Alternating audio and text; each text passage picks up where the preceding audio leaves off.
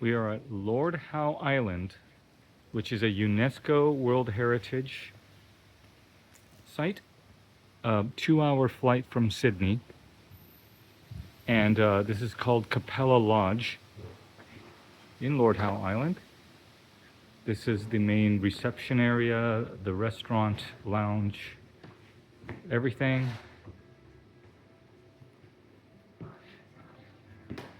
Has the bar.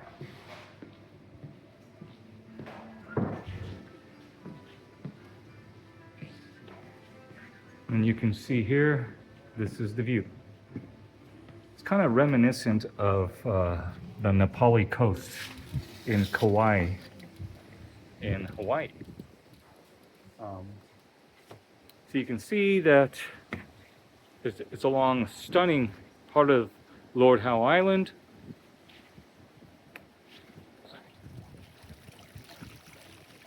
So the mountain on the left that's visible is Mount Lidgbird, which is about 770 meters. And then the one that's partially covered by clouds is Mount Gower, which is about 850 square meters. There are a lot of microclimates on Lord Howe Island. There's nice beaches, crystal clear waters, nice snorkeling, variable weather and levels of precipitation. This is as much about the nature and birds in particular, when I say wildlife, as anything else.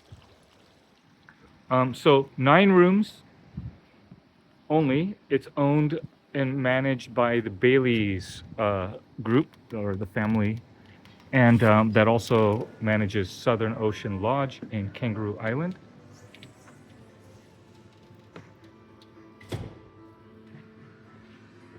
So this is where all meals happen.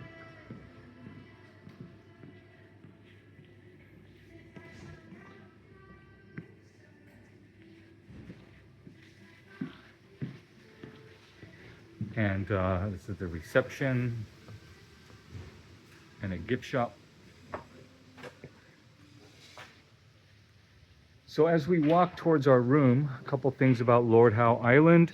It is a UNESCO World Heritage site. It's extremely isolated. It's they only allow 400 guests on the island at any given time.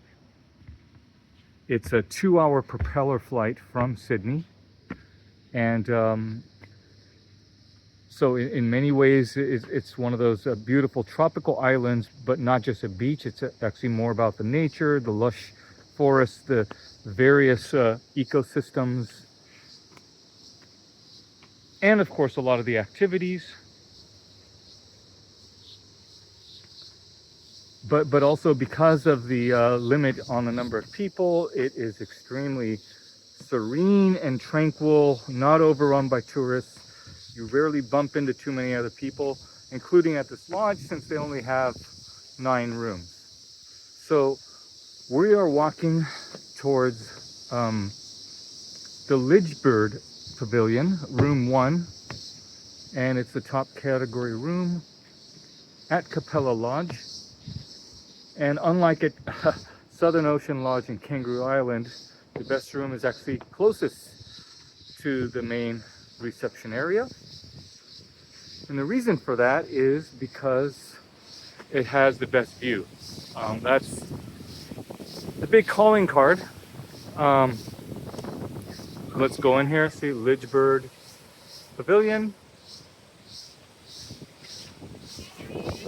They did a great job of maintaining everything the way it's supposed to be.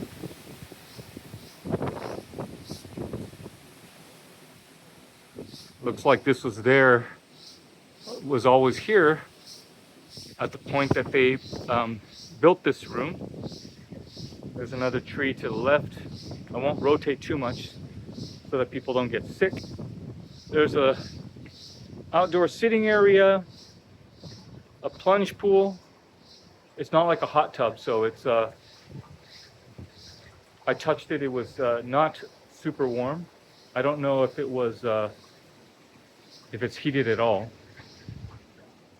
Anyway, so today it's very windy and there was some rain off and on. So usually they put cushions out here where you can sit and hang out. You can see here, there's some beautiful orchids. Forgot the name of it. That was explained to me. But you can see, zoom in here, some really pretty flowers.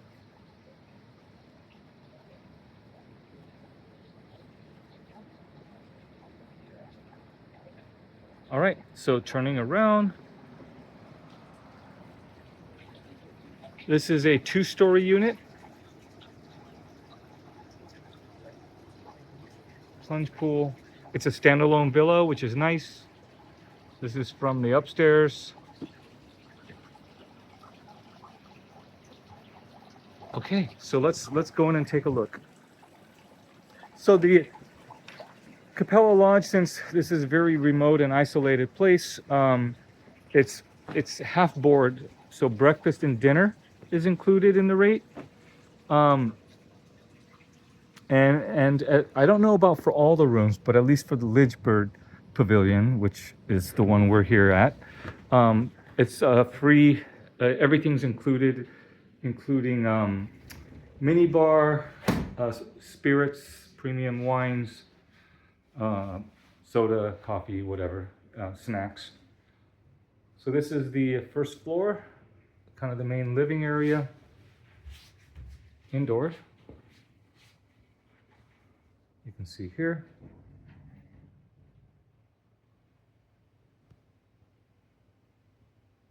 And then here you can see that they have a welcome lemon tart with meringue on top, which I'm going to enjoy in a minute. All kinds of little snacks here, as well as wine. Down here you have milk, soda, wine, juice, beer, you name it, all included. And then here you have coffee, tea leaves, coffee maker, kettle. They have Australian gin, among other things. This is, they can light it and it becomes a fireplace. And this is some of the apparatus that is used to start the fire. Emergency flashlight, trash can, ashtray. Oh, I forgot to mention there is a tub out here. And so let me see. This is the main bathroom. Yep. Dual vanity. This is where you have towels, including beach towels. And then this is where you hang your towels here. And then let me see here. All right, toilet. All right. This is the shower.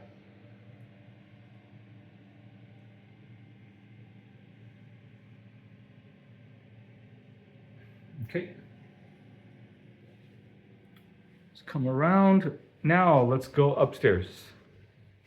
I think that gives you a sense of the first floor. All right. You can see it can be very wild and blustery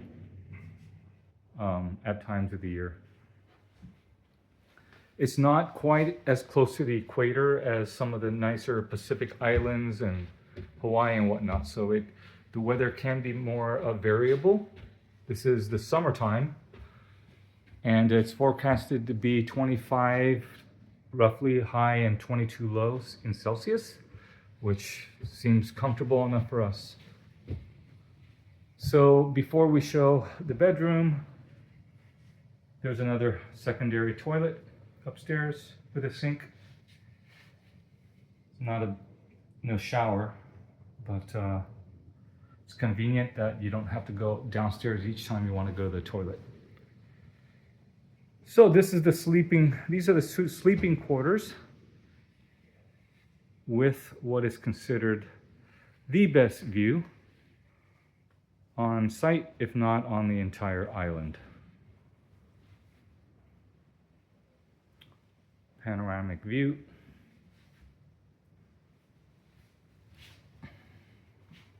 So that those are the closet areas. We haven't put our stuff away yet, but there's a desk. So another thing about Lord Howe Island, there is 0 cell reception here at all. There's not a single cell tower. I don't know if it's because it's not allowed or they just haven't gotten around to it, but they do have Wi-Fi on site here. So if you need to do like 2-factor authentication with your phone, you might be out of luck. But there are some restaurants and cafe in town also have Wi-Fi. So it's free here. It's windy today.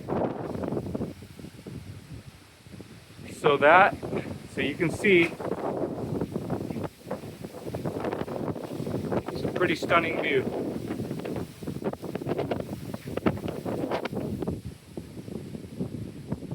Mount Lidgbird. Lidgbird is what the name is, this room is named after. You can see down below, that's our pool, plunge pool, sitting area. Let's get a better view of the beach from here.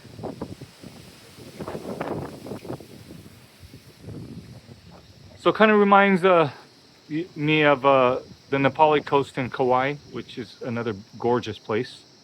But again, at least through tomorrow, it's going to be quite windy. But on the other side of the island, it's actually sheltered from the wind. So it should be more navigable by boat and just walking around and just enjoying it. But we're actually going to walk a trail that heads towards Mount Gower this afternoon. It's a nice leisurely walk with no elevation. So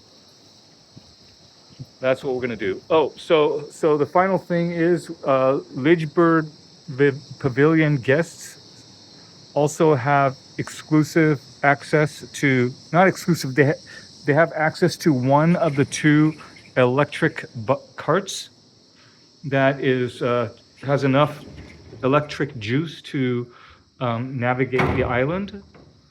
And because the entire island is not navigable by car or by any vehicle or even bike for that matter, because it is there's just not that many roads. But the main places you need to get to, start of hiking trails as well as the middle of town, there's enough charge to get you around for the whole day. So Capella only has 2 of them because that's the only maximum number that they're permitted to actually have by the regulations of Lord Howe Island. So so there's 2 buggies. One is exclusive for Lidgbird guests, and then there's another one that I don't know how they determine who actually gets to use it. But there's bicycles and e-bikes and things like that as well here that is available for rent. So we're gonna have a good time. Over and out. Thanks, everyone.